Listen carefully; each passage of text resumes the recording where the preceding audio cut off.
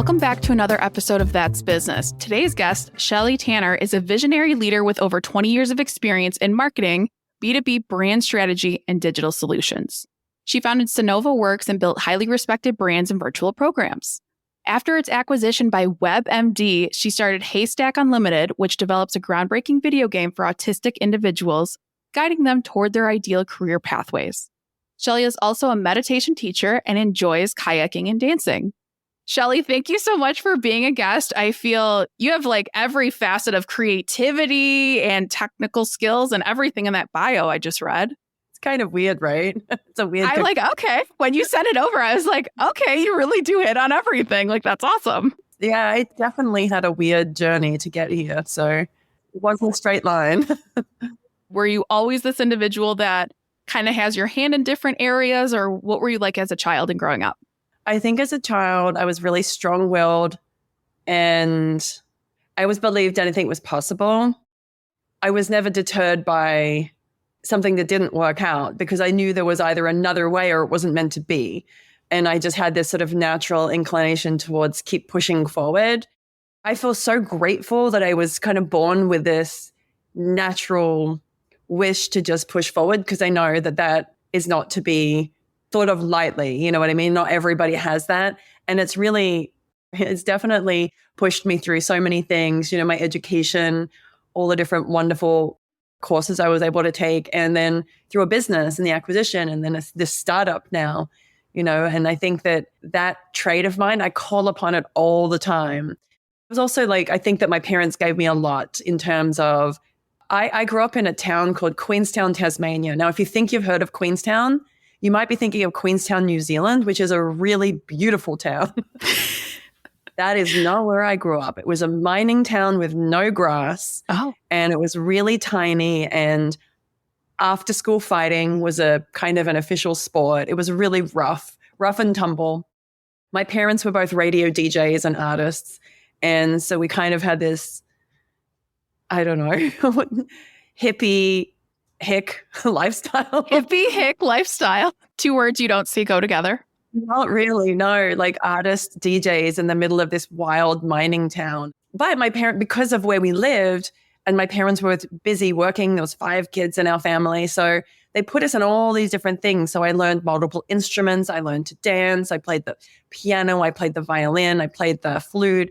My brothers, I have 4 brothers, they all played instruments, danced, played in orchestras, was in art groups, all kinds of things. So my parents, I guess, didn't want us just wandering around, which back in those days, you could just, when you weren't at home, you just were wherever with your friends. So I think that the experiences I had, and I had this very broad experiences, even though I lived literally in the middle of nowhere, and all those things with this kind of natural wish and belief that I had somehow myself to do something. I think those things together, I've been very, very fortunate to be able to call on those. That's incredible. And going back to what you said, as far as being born with that natural inclination, I feel like so many people, and especially on this podcast, of like, I remember this moment and this happened and this made me the person I am. But you're like, nope, I've always been this person, which is so badass and incredible. And I admire the heck out of that for you, because I wish I could say the same. So did you have, especially with your parents too, was it, because of course I feel like all kids go through this of like, oh, I don't want to do this anymore. And whether the parent like pushes you like, no, you're doing it, like give it another chance. What were your parents' kind of reactions if that did happen to you? No, my parents really had little to no career advice or anything. They were super cool people, very like, oh, if you have any problems, if you're out, and like when I was a teenager, they're like, if you're out and you get drunk and you need to come home, we'll come pick you up, no questions asked. But there was not a lot of career advice. You should go to school, you shouldn't. You should do this course, you shouldn't. It was a lot on my own. And sort of back to your point about like me knowing what I wanted, the weird thing is at that time I didn't know. And I didn't know until I was much, much, much older, and maybe not even that long ago, that was something that I was able to carry with me. And I spent most of my life wondering, what can I do? Like I was in this place of deficit. Does that make sense? Like, yes, I don't know. Like I remember my journal entries, like I want to be a professional golfer, like not really play golf, but like if you're a professional golfer and you love golf, that's amazing. You love something and then you get paid to do it, and you do it all day, every day. And then you get to teach other people to do it. And that to me sounded like the perfect combination of all the bits. but I didn't know what my golf was. And I didn't know that just having the gumption or having the wish or the desire to move forward, I didn't know that was an asset. There was no one around to tell me. So I think that like for other people who maybe feel like, I don't know what my thing is, I don't know where I'm going, like most likely or most definitely for you, there is some magical part of you that you're not identifying with yet. And I think sometimes it takes someone else to point it out or to believe in us. And I'm sorry to any of the listeners out here who don't have somebody right now. I know what that feels like. And even in the absence of it, maybe it doesn't even feel like an absence because you don't know you're missing it. True. But I promise you, if you don't have it right now, there will be someone in the future and somebody will see the special, unique talent in you. And it will help bring to light something about you maybe you didn't know before if you're in that sort of seeking place that I was for so long.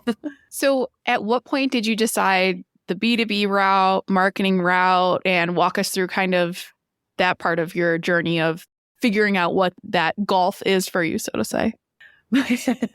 Truth be told, I'd done a lot of education. As you can see in my background, I was a nurse. I went back to school. I did health sciences because I wanted to do health promotion and stop people getting into hospitals.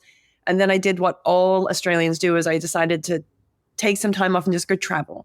It's very much a part of Australian life, culture, progress through life. So I was traveling and I was working in ski towns, having an amazing time, had some really good jobs, met some amazing people. I was like, I just have to find my golf. I was writing about it. I need to find my golf. And I decided that my golf was music because I was pretty obsessed with music. And this was before digital music existed, by the way. It was like things were still in CDs. I'll never get rid of my CD collection. I don't care how ancient it is. I'll never get rid of it. Cassette tapes, CDs, records, I mean, right? Reel to reels. So I was like, I love music. If I got to work in music, this would be amazing. So what do I need to do? I need to move to New York and meet people in the music industry. So I moved to New York and I networked my way up the top and then found out that there was no way to get a visa. And I was like, well, that stinks. Like I had a nursing degree and a health degree and they're like, we can't hire you at a music company. That doesn't work. You can't take the job in America. And I was like, ah. So I left. I went to England. I worked a couple of jobs over there and then got recruited back to New York to work for Bloomberg for their events division. But before I moved back, after they hired me, Bloomberg was elected mayor and my job was cut. So a friend of mine's father had started a project in healthcare and needed some people on the team, namely anyone. They didn't have anyone and brought me in and I was in the right place at the right time. And I will say I didn't get any favors for it. I wasn't paid a lot of money. I worked really, really hard for many, many, many, many, many years. But I was so excited to have this opportunity to have a job and have a visa and be able to work hard, to be able to build something. And it took me 20 years, but we built something and it did take 20 years. And the most important part of that, by the way, was all the people. There's nothing without them. The people operate everything. The people are the special sauce to everything. That's why I left what I was doing to do what I'm doing now.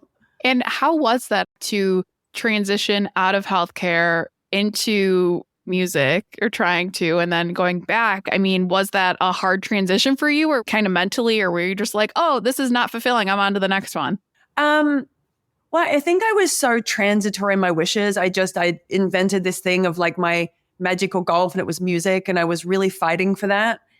But when the opportunity came to build a project and build something in an environment where there was, so the people that I work with, my clients, the vendors, like I feel like 20 years of like spent traveling to all around the country and the world with these people. I feel really blessed to have gone back into that. It wasn't a step backwards to me.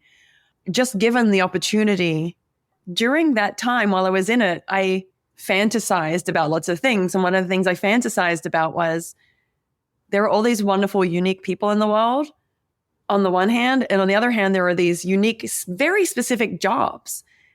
And every now and then I was able to find the amazing right person for this very specific job and put them together. It was like the Disney castle, like with the fireworks over it, like at Magical Kingdom or whatever it is. Yes. It's like that. Like you put those things together and it's like magical. And I wondered why we weren't able to do that like more easily. And then I started looking at the hiring process. I started seeing like, well, it's just completely awful and broken from both sides. And I developed this desire to want to fix it a long time ago. And so the whole time I was running a company, I was pontificating about how to make this work. So then coming to this period of, should I leave my company? Because I had an opportunity to stay there. I mean, they didn't really want me because I was when they cut me from the budget line. I'm sure they were happy to get rid of me from a budget perspective, but I'm sure I could have talked my way into a job somehow.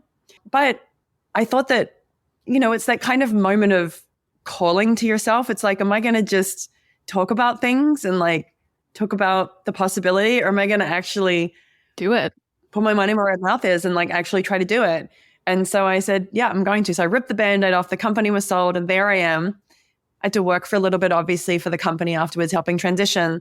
But then the thing that I kept thinking while I was going through that phase of my life was, I don't even know if I ever jumped off the high diving board. You have the diving board at the pool, and then there's like a big cement thing up really high that like the professional people jump off. Mm-hmm. And I felt for the whole time that I was standing on the edge of that with my toes over the edge, and I kept looking over the edge and saying to myself, am I really going to jump in?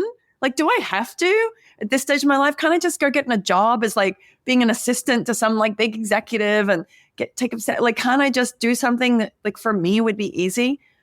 But I decided I wouldn't be able to look back and feel okay. I don't view things that I go into as like possible failures, but I'd rather fail trying than not trying. So like that. Yeah. So it was definitely an emotional leap, but I had to take my own medicine, like the things that I'm saying about, like, if somebody doesn't believe in you, I promise you somebody does believe in you. You just haven't heard the words yet. I know that like there are people out there that, every now and then I'm like, oh, I feel really doubting. They're like, are you kidding me? Yep. And I'm like, oh, I'm all puffed up again. You know what I mean? It doesn't take much. It's just that, I don't know, we don't always have that around us, and we don't always identify with that. So it was a leap, but a good one. It's so funny because I look at you of like, oh my gosh, you got acquired by WebMD and you're doing this next badass project, which we'll talk about too. But it's humbling to hear that even someone like you has those imposter syndrome days. And I get it. And everyone does. I mean, when someone told this to me the other day, they're like, you have those days? I'm like, we love a good mental breakdown at least once a month. Come on, or quarterly. We got it scheduled, It's so funny because I feel like anyone, especially that has been a guest on this podcast, is like, nope, feel that way. I don't care how successful or not successful. It never goes away. Yeah, it's weird. And I've told people, maybe this is revealing too much, but I've told people that they're like, how is it in what you're doing? And I say to them, it's amazing. But I said, I will tell you, I panic at least just a little bit every day. I like that. I panic a little bit every day. At least just a little bit. But when that panic feeling comes up, because I'm doing something no one's ever done before, I'm doing something that's completely unfamiliar to me. I'm putting together teams of people. I have a psychometrician on my team. Hi, Nicole. I have a psychometrician. I didn't even know that was a job until a couple of years ago. You know what I don't mean? even know what that is. Well, think psychology and mathematician and then put those together. Oh. So a brainiac psychologist, like a scientist psychologist. Wow. That's kind of the brains behind what we're doing, because we're building a video game that when you play the video game, it will help you understand what you're good at, what your talents are, like what kind of thinking you do. So yeah, I needed somebody like this. I didn't even know. So I think the most important, you have to believe in yourself too, I think. You have to have a little bit of that and then tap into other people's belief of you as like your fuel, almost like plug them in, Right. Now, because I want to talk about this acquisition from WebMD and then get into what you're doing now, because it is, I mean, I'm never at a loss for words, but when we met and you told me about it, I'm like, I think I lost sleep that night. I was like, this is so cool. Like, I can't wait for this to come out. This is awesome. But how did the acquisition come to fruition? Because I think a lot of people don't know like what an acquisition actually looks like. It's just the big scary thing, but it's good in your sense. Yeah. So the company that I built with the help of my friend and colleagues, we never really built it to sell. I think sometimes people build companies to sell specifically. I have since learned a concept called Built to Sell, which is an amazing book, by the way. Shout out to the author. I can't remember his name, but the concept is when you're building your business, regardless of whether you want to sell it or not. Build it like you're going to, then it's always ready regardless. And if it's built to sell, you know you're focusing on the most business important aspects of the business. So we were never really built to sell, but I guess my competition, like the competition for our company was steep, because my competition was my customer's client, if that makes sense. So yes, my customer and my competition's customer, like they were also getting money back the other way. So there was like this relationship that my competition had with my client that I didn't have. You know, they were healthcare companies, drug companies, medical communication companies. And if you have a choice of giving money to Shelley's company or Dr. Smith's company, and Dr. Smith happens to prescribe your drug, you know what I mean? right. So there was no real incentive, and there were so many options. It's not like they were doing it. It was just a fringe benefit to them. So it was nothing nefarious at all. But what it meant that we have to do is we had to be better and newer and fresher, because we couldn't compete on that level, which was really, really hard. So we were always kind of built to sell, because we were always doing the freshest, brightest, biggest new thing. And actually, the thing that attracted WebMD to us, they were really building out. Well, WebMD is the consumer end, Medscape is their professional end with the doctors. They're really building out their live events, and they'd noticed an event that we'd been putting on for many years, and it really intrigued them. It was called Skin of Color Update, or Skin of Color Seminar Series as it was. And we had, along with many people in industry, noticed that education in dermatology was really racially biased towards white skin. And that if you opened any textbook from, let's say, before like 2 or 3 years ago, any textbook in dermatology, you look through it, you would only see a handful of images of dark skin, and they would be only on particular syndromes. Oh, wow. Like 2 or 3 things that, and I don't want to mention what they are, because the whole thing, like, it creates a perpetuating cycle. But the point is, it was like, you have acne, and dermatology was taught like there was white skin and then there was other skin. So you have acne, you have psoriasis, you have all these ailments on your skin, and then you have skin of color, like that's an ailment. And it would be taught, there would be 20 chapters of a book or 20 talks at a conference, and there would be all these dermatology ones, and there'd be one on skin of color. And between someone was helping run one of my conferences, and this amazing doctor, Dr. Elliot Battle, medicine was his like second career. And he'd come to us and said, Shelley, nobody teaches skin for dark people. Do you know how many people have dark skin? And I'm like, oh my God, you're right. Like, boom, my eyes were open. And I, like other people, I'm not saying I'm better than anyone, but we were so excited to bring this concept to light. This is like, I don't know, like 2008. Nobody wanted to hear about it. Nobody wanted to spend money on it. You know, it was super hard to kind of launch into the market, but we didn't care. We were like, this is the best idea ever. And we lost money the first 3, 4, or 5 years. And then we broke even every other year after that. We never made money on it, but it was one of the coolest concepts, except the year of the pandemic. Of course, everyone went home. Everybody wanted George Floyd, the incident, may he rest in peace. That had just happened. So there was a lot of attention on this, and money just flooded in. Wow. With no expenses, all this revenue. And like all of those years of putting into this concept, and we had spin-off concepts like that. But anyway, WebMD had seen this, and they came to us. They wanted to buy our meetings, and they said, how did you know 10 years ago, 12 years ago to do this when everybody's just thinking about it now? And they were intrigued. So that was really validating, I guess I would say. It was really validating to go do something that nobody wanted to support, that as a company, we just kept pushing on.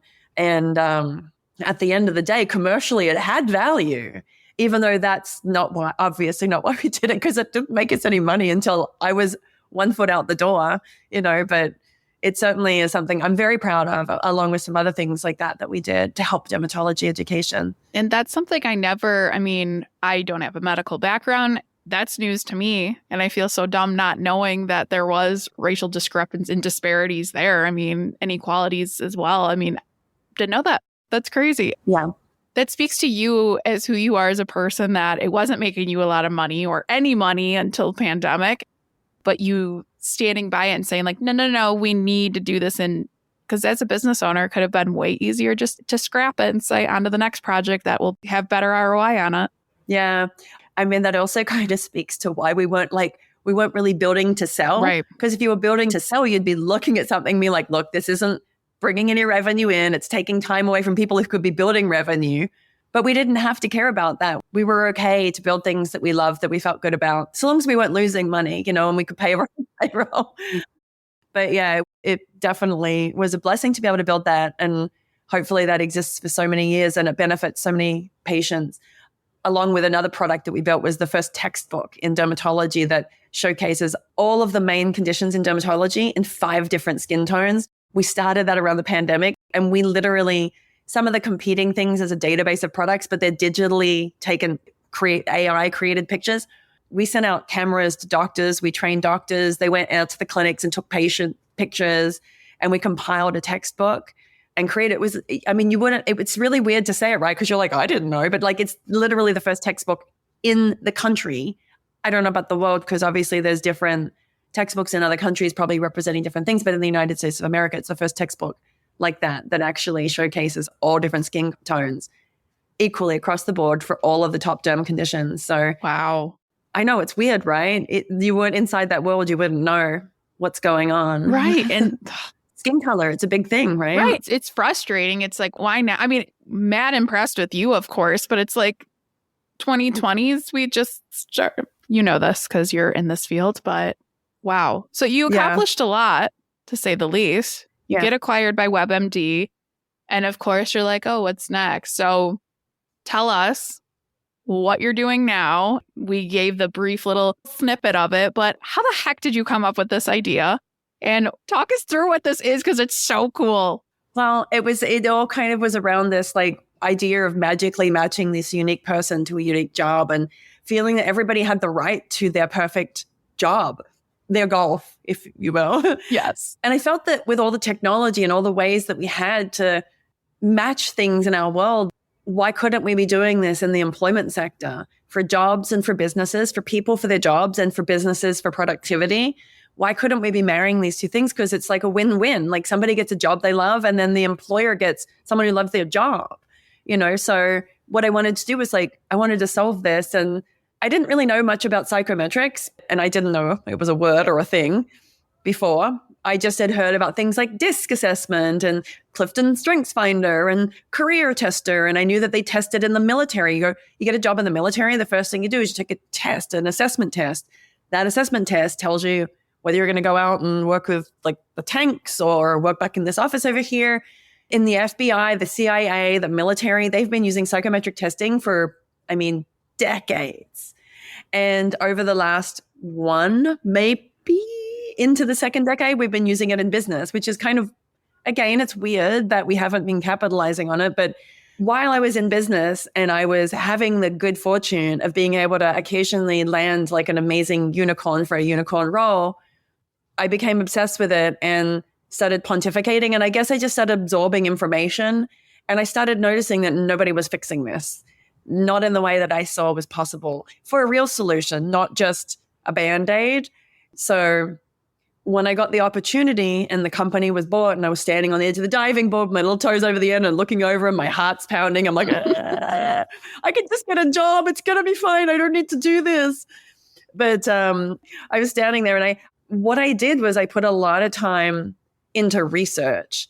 And I think I spent 6 months. I'm serious. I sat at my computer every day. I went on LinkedIn. I connected to people. I talked to people. I read news alerts, everything. I wanted to know everything that there was. I was not qualified at all to do anything or make any decisions. Started writing a business plan. I got very stuck in the weeds of the market assessment. That's when I realized that is where it's all at. It's at the market assessment part of your business plan. That's when you decide who you're going to target, why you're going to target them, who else is out there. All of those questions, the viability of your business is answered in that research. And so I spent a lot of time looking into that. And eventually I figured out that doing what I'm doing is either one of the most genius things in the world, because no one's ever really done it. And mind you, there might be 100 other companies out there doing it right now. They just haven't put it on the market, but it hasn't been successful on the market yet. So it's either really genius or there's a reason why it's not successful on the market. And it's a big wah, wah, wah. But I think, when you look at the idea of what it is, and you just think like, I'm a job seeker. I play a video game and I'm having fun. By the way, it's not like a gamified HR, like, harassment video that you're watching and you have to ask why Tommy, like, if he went to your desk and said something. Like, it's not like that. It's like a regular old video game. You're first person, you wake up, you got to do things, you're walking around, you get like crafting items, and it's a regular old video game. And in the video game, you're solving quests and you're getting things and you're putting it together using strategy to solve the quests. You need to do all these kinds of things. So it's tracking you. And it's like, I guess the equivalent of taking a Myers-Briggs or a DISC on steroids and getting that information to enhance your ability to get a job. Eventually, we want to take that information and match that to actual jobs. It's just in terms of how you build these things out, we have to build a small component first. But I think if I had that opportunity, even if I wasn't a gamer, I think people don't think of themselves as gamers either, which is weird because about 46% of gamers are women, which I was surprised to hear that. And the average age of a gamer is 32. Again, something I was surprised to hear, not the archetypal image of a gamer that I think of. So I think that gaming has kind of infused its way into our life and the things that we do, gamifying a lot of functions of things. So if I could just play a game and sit there, just have fun with my friends, go in, solve quests, like sharpen my brain, and then just get a notification that a job interview matched my talents. And that's all I had to do. There's no resumes, there's no applying for jobs.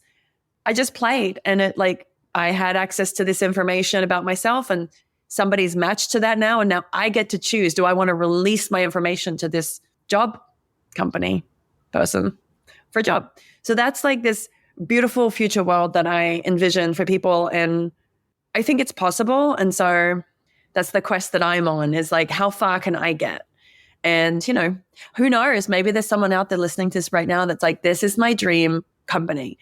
Come on in, take over, be the CEO of this company. I would gladly hand it over. I don't need to be the face of this. I just want to solve this problem. And if you're listening and you're probably like, oh, Angela, doesn't that put you out of a job? And why are you agreeing to this? But it's so needed, because I think too, a lot of people get in their own heads about their career. Or I just talked to someone today that's like returning parent to the workforce, and she's like, well, this is what I'm comfortable with. I guess I should do it. And I think people, and I know I'm an overthinker, but have this problem of like, oh, well, in this capacity, I like to do this, but my approach to career coaching is thinking about, what do you personally like to do? Like, not work you, personally you, and work you needs to be the same person. You don't want to wake up hating your job every day. Right. I love the video game component because, and we had talked about this too. I mean, I don't want to say you can't lie, but like, you're naturally going to find what you're good at. And there's so many career paths. I mean, you just informed me of a career I didn't even know, psychoetician. I was like, oh, that's cool. And I have 2 psychology degrees. So that's even worse that I didn't even know what it was. But this is going to change the world 1000%. Where are you kind of at with developing this? And I hate the whole like, when are you launching this? Because that's hard. It's hard to say, but what do you kind of see? No, we got some dates. We do. Back to like, this is definitely not going to, I think like AI, people are like, AI is putting all these people out of jobs, but I see AI like a calculator. Yes. Before calculators, we had abacuses and paper or whatever. I don't know. Maybe there was other stuff, but you know what I mean? Like calculators. Oh, you can't use that. That's cheating on a test. But what it did is it advanced our ability to do more complex things. So just like AI, okay, sure, it's taken away some of the things we were doing, but it's advanced our capacity. And I think that's my company. It's not going to take away, and I'll tell you a funny story about how much I believe it's not going to take away the jobs of people like yourself, is I was so obsessed with this concept that I was driving along one day, because I was trying to think of a name for the company. I was driving along one day, I saw something on the back of a truck and it just hit me. And it was like human, but I made the word human with an X, HUMXN. And I didn't even know that was a real word, but it popped into my mind. I'd never heard it before, but apparently that's a genderless human. And the thing was like, I wanted the technology to never lose the human element. And I don't think that there is ever a place for technology to be without humans. Agreed. But wait, back to your question. What was your question? Oh, the date timelines. Timeline. Yes. So yes, we do have a timeline, and any day now I should have my alpha, which is in game land development, you develop, and I'm new to this too, so that you develop a prototype first, which is like the little tiny bit in the middle of an apple. And then you develop an alpha, which is like a piece of the core. And then you develop the beta, which kind of forms the shape of the apple. But until you get to that, it looks very, if you looked at like a tiny piece of an apple, you'd be like, ew, what's that? It's not a piece of fruit. It doesn't really give you that much context for what it is. And so fortunately, my head of technology has been coaching me through this. Is like, no, trust me. It's like, we're going to have something. So any day now, we're going to have something to look at that's like an actual video game. We've been developing it for several months now. And we will have what's called a minimum viable product. For those of you who don't know, it's like the smallest kind of component you can build to sort of prove your concept out. We will have that in May. And what our aim is for that, May, June at the latest, our aim for that is that anyone who plays the video game will receive a report of information that will add to their resume. So applying for a job, you have your resume, and then you have this other report similar to what if you were like taking a strength finder or something like that, but it will provide information about talents that aren't seen, that are employability enhancers, different kinds of thinking and so on and so forth, problem solving. So that is the aim, to be able to have it. We're going to we'll have a soft launch around when that's ready. We're also going to have a online job fair that will be in early August. And we're going to there's an awesome game store on State Street in Media, Pennsylvania. Shout out to Games on State. I met them and they immediately heard about the idea and they said, let us host a party for you. And I thought that was such a cool idea. They have this beautiful space with a bunch of like old arcade games and new arcade games. So we're going to run a little party there, invite some press and some media, and then run a job fair around that at some point. We don't have the specific dates. We're in the planning phases now, but we're actively on it and so excited. I mean, honestly, it's so exciting. It's really exciting. It is so exciting. I mean, this is going to change careers for so many people, and opening the conversation to so many more opportunities. I mean, I learn every single day of new jobs, and I do this for a living. I mean, I'm in this space, let alone someone that's not, or, I don't know what I'm good at. It's like, okay, not everyone is organized. Not everyone is detail oriented. Sometimes I'm not, but right. It's fine. Did you ever read the book, What Color is My Parachute? No. So it's really funny because when I was at this I had a health event, I got really sick in 2013 and 14. And when I was coming back I had been out of my workplace for a while. I was coming back in. I went and met with a SCORE mentor, the Small Business Administration. They have these SCORE mentors. And the guy's like, you need to read this book. And I was all irritated. I'm like, I don't need to look at what my career trajectory is. I just want you to help me get my stuff organized, A couple of years later, I was like, oh, he was so right on. I wish I knew who he was to thank him because I have no idea at this point who it was or how to even figure out. But the book, it's like a book from the 1960s. Oh. And it's a career book.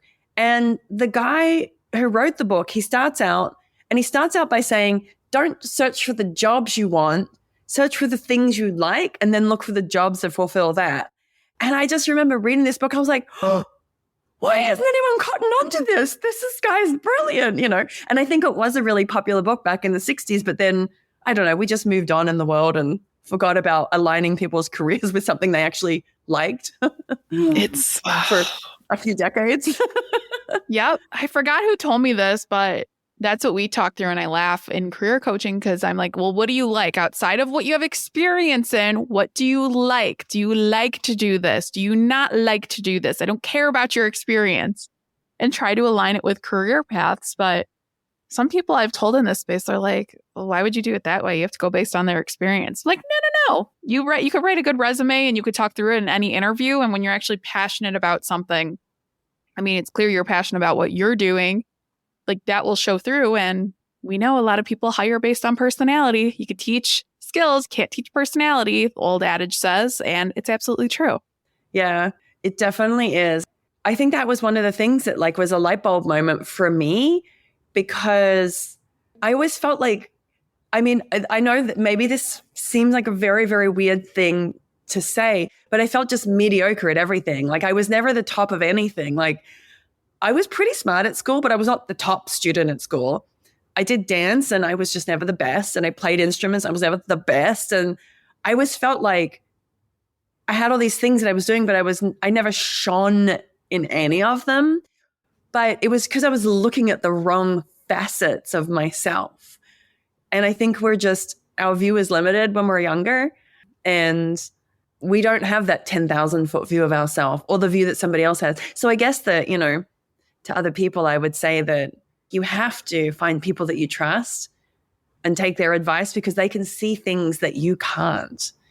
Because you're on the inside of the lighthouse looking out and they're on the outside. They can see the lighthouse.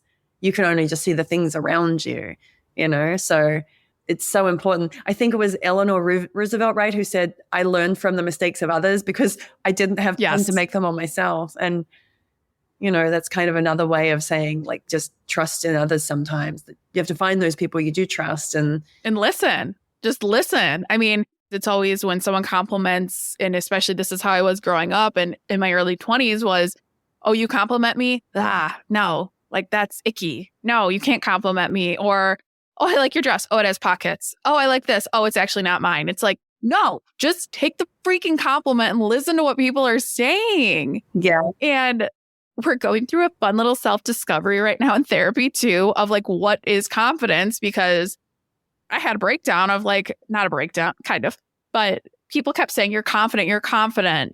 Catherine McCord that was on a few weeks ago and how we got connected, she's invited me and Shelley and I which we didn't even talk about, we'll be meeting in person because we haven't yet for Catherine's events that we talked about on the podcast a few episodes ago. But I'm like, wow, why is she asking me to do this topic? And I'm like, no, stop that. Stop. Like, you do this. And especially having great people. I mean, you're a brand new friend. I mean, we've met one other time and we hit it off. And it's so funny. I've known Catherine 3 years maybe. And someone like Catherine and other people in my life who have supported what I'm doing and helped me further my career, my podcast, whatever, more than some people I've known my whole life. And I love that you keep preaching this because no one listens to it. We're all so hard on ourselves and life is hard enough. Like we don't need to add to it. But I got a little preachy there, but back to you. No, I'm the preacher. I totally am preach. No, I think that, back to something you said earlier, which is like, I don't think it matters who we are or what stage of life we're at. There's that imposter syndrome thing. And I think that just to know that about everyone, like we're all operating with the same dials on our mixing board. We all have the same dials. It's just for some of us, they're turned up and down on different days or different months, but we're all operating with the same things, feeling imposter syndrome, feeling overwhelmed, feeling anxious, feeling depressed. I mean, I don't think people are walking through life feeling like everything is just smelling roses. And that, kind of is one of the reasons why I've spent 25 years of my life studying Buddhist meditation, because that's all about the mind and it's all about the actual causes of happiness, which, come from within us. They don't come from outside of us. And we spend all of our life looking for the happiness outside of ourselves. And when we look for happiness in a place that can't be found, it just creates frustration. It's like drinking salt water. It's never going to quench our thirst. So I think that allowing ourselves to dwell in those minds when there are other people around us who will get them out, like we've got to, I guess, balance like there's the pull. Do you know what I mean? Like when you have those negative minds, they kind of like they're alluring, they kind of pull you into them. But we almost have to be like our own cheerleader. Yes. To have, I don't know, our own safe words or whatever it is, to be like, there's that thing coming up again, that mind. But I'm not that person because we aren't those people. We aren't those limitations. I just met a fabulous guy who actually Catherine introduced me to earlier. He was the guy literally blew my mind away with his intellect. We had a conversation and he said he was speaking at 25% speed for me. And I was like, whoa. I was already thinking he was like packing a lot punch into what he's saying. I could tell how smart he was. He said I was nonverbal till 11. Wow. And he said I was ad strabismus, like the eye thing. His eye turned in so badly that he couldn't read. And now he reads 2,100 words a minute. And so, you know, it's like, I said, you remind me of this book that I read, this guy named Jim Quick. He goes, I met Jim Quick, the book Limitless, the man who had brain damage. And, you know, he was a normal kid and then he got brain damage and wasn't able to read or write or speak. And then he taught himself to basically be this brilliant, like thinker, writer, speaker, inspirer, entrepreneur. And I really think anything is possible. And a lot of that comes down to the belief others have in us and the belief we have in ourselves. So I feel like I'm being an evangelist on the belief train today. Choo choo, because I'm here for it. This is great. I mean, happiness, of course, is very well studied. And I mean, where do you find it? What do you do? How do you figure this out? And especially neurodivergent individuals, or the whole old connotation of dyslexia is you just read things backwards, or autism looks like this, or disability is just someone in a wheelchair. It's like, no, it's not. There's so many more areas of inclusivity, and what does that look like, and figuring that out and aligning a job that does work with you. I mean, I joke all the time. I mean, my brother has severe ADHD, like doctor said, in his 30 years of practice. This is the most severe case he's ever seen, like bad. And I'm like, wow, you in another life, you should have went into marketing. You're funny as heck. You are so clever. And the things you think of, I mean, he'll never listen to this, so I can't be nice to his face. Younger brother, got to keep him there, you know? No, mum's the word.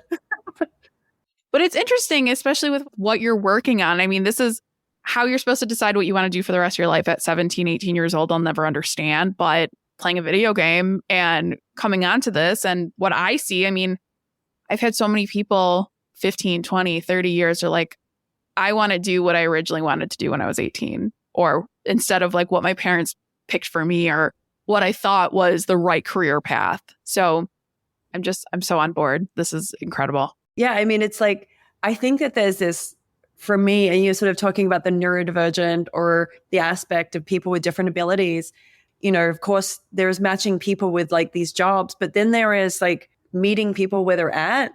And in my mind, I have this vision of the job world being a house, and there is a staircase to get into the house, or you need a staircase to get into the house, but you can't get in if you don't have a staircase.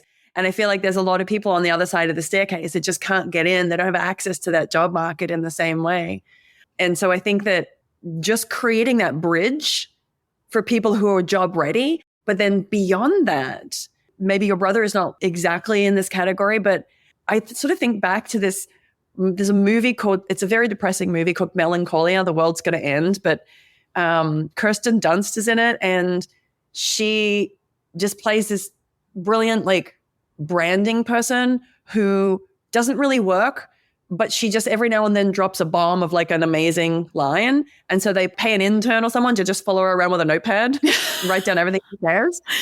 But the point of that is she's only capable of that, and she's brilliant. And then I met a woman called Jillica, who's the head of a company called Mentra. Do you know them?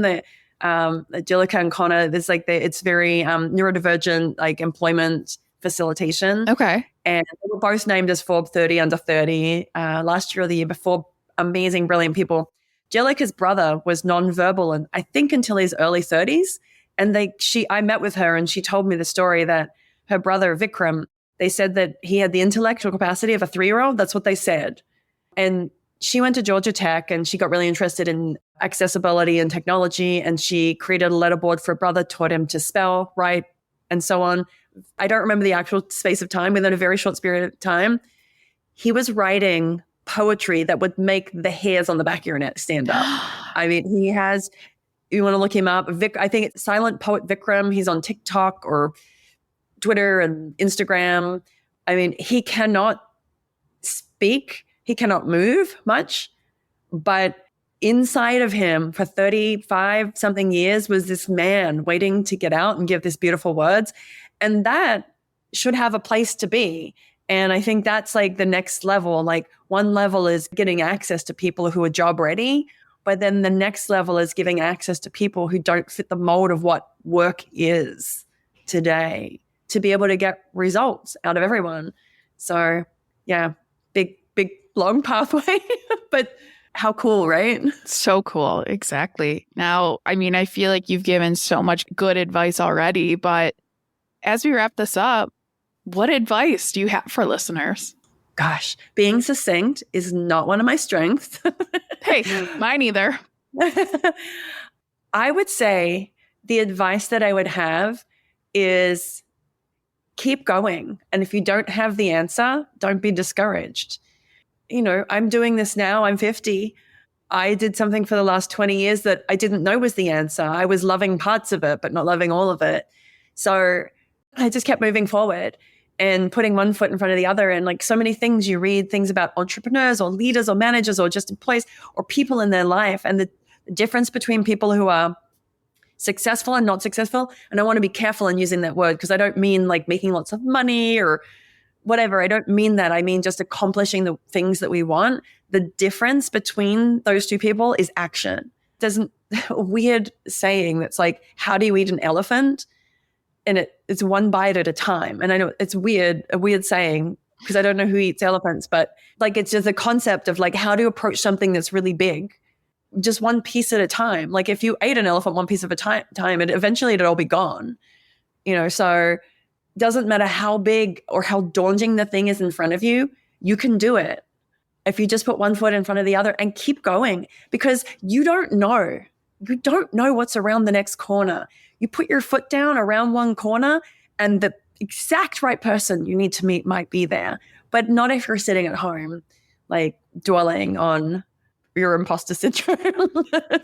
Right? So that would be my advice. Just keep going. Just keep going. And believe in action and believe in the forward momentum and just keep digging for the dream. Amazing. Shelley, you are so inspirational. I'm so excited to continue to see this grow and come to fruition of everything you're working on. And for those of you that want to follow along in Shelley's journey, head to the show notes for everything she talks about and tune in again next week for another episode of That's Business.